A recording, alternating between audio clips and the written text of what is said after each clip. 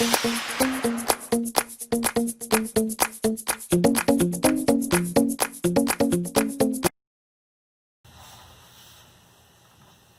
tarde, estamos de volta para mais uma correção. Dessa vez agora é o livro de ciências, não é?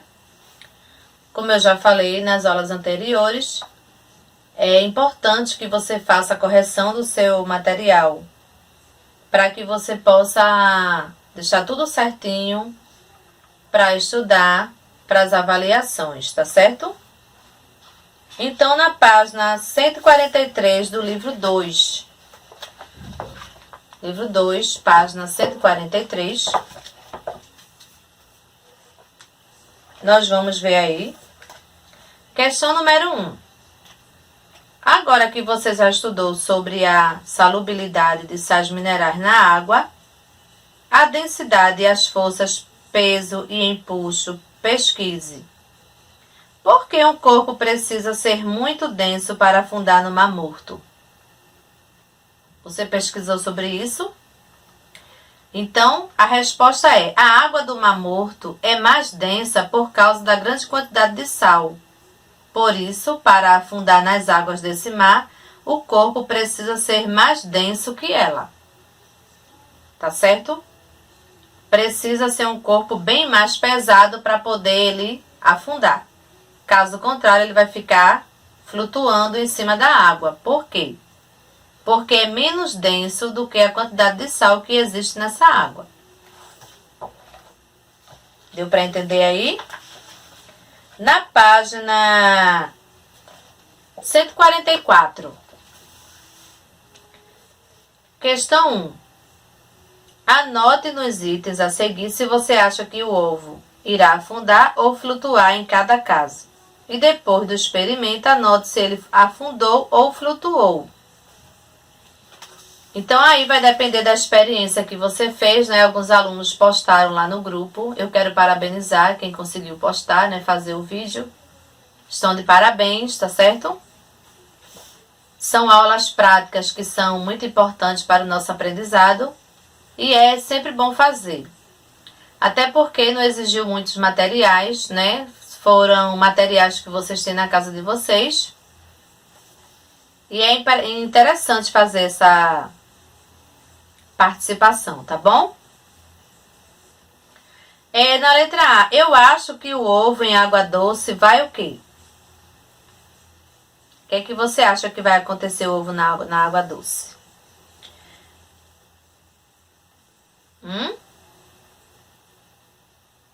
Na água doce, geralmente o ovo ele vai o quê? Afundar, não é isso? Por conta da salinização, que foi menos densa devido ao fato de a água ser doce. Então, o que acontece? O ovo ele vai afundar. Letra B. Eu acho que o ovo em água salgada vai o quê? Na água salgada, o ovo ele vai flutuar, certo? Em água salgada, o ovo vai flutuar. Por causa de quê? Por causa da quantidade de sal, tornou a água mais densa, certo? E aí o ovo consegue ficar em cima, flutuando. C.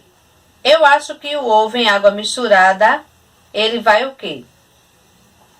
O ovo em água misturada, não é?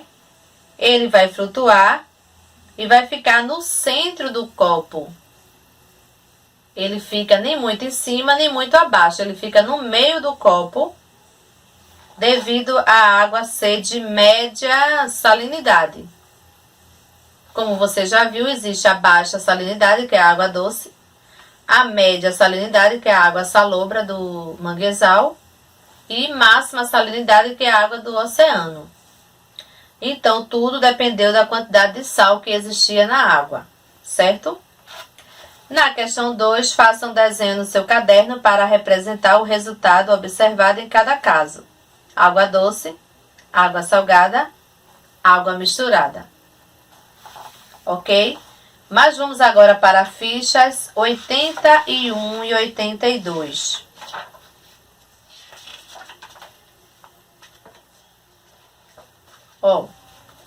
A água pode ser encontrada nos estados sólido, líquido e gasoso. Quais são as transformações de estados físicos que acontecem com a água? Indique a seguir. Quando a água passa do estado sólido para o líquido, na letra A. Como, por exemplo, um sorvete que derreteu. Ele, quando era sorvete, estava no estado, né? Quando era Dudu, o picolé, ele estava no estado sólido, né? Puro gelo. Mas se você tirar ele do congelador e deixar ele à parte, ele vai começar a descongelar, derreter. Vai voltar para o estado líquido. E nisso você tem aí uma fusão, ok? Acontece uma fusão. Na letra B, quando a água está no estado líquido e passa para o estado gasoso, o que é que vai acontecer? Se você põe uma água no estado líquido da torneira e põe uma panela no fogo para ferver, vai acontecer uma evaporação, porque aquela água vai se transformar em vapor, ok? Evaporação. Então, confira aí a sua resposta na letra B da questão 1, da página 81. Quando a água passa do estado gasoso, ela está no estado totalmente vapor. E quando ela esfria e volta para o líquido, o que foi que houve? Houve aí uma condensação, a água foi condensada, certo? Ela estava em forma de vapor e começou a ficar em estado líquido. Houve um esfriamento. Então, quando há esse esfriamento, chamamos de condensação, certo? Na letra D, ela estava no estado líquido, em forma de suco, vamos supor, e você colocou no congelador para fazer o seu picolé. Então, o que é que houve aí? Uma solidificação. Ela começou a ficar no estado sólido, ficou dura, ficou gelo. Então, houve uma solidificação. Na questão 2, lembre-se do ciclo da água que você estudou e cite uma situação em que é possível verificar a ocorrência. A ocorrência da fusão. Quando é que acontece uma fusão na natureza no ciclo da água? Quando as geleiras derretem ou quando o gelo derrete fora do congelador. Então, houve um derretimento de gelo, chamamos de fusão, certo? Quando as geleiras derretem ou quando o gelo derrete fora do congelador. Letra B. Quando é que você observa uma evaporação na natureza?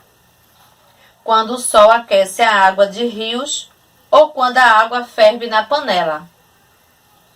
Quando o sol aquece a água do rio ou quando a água ferve na panela. Acontece uma evaporação.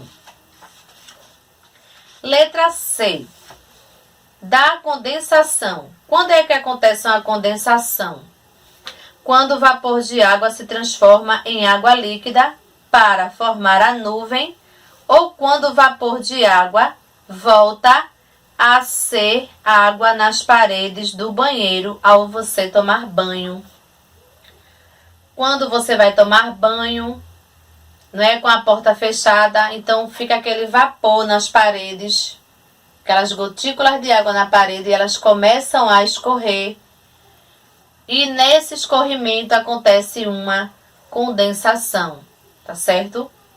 Ou quando a água se transforma em nuvens, certo?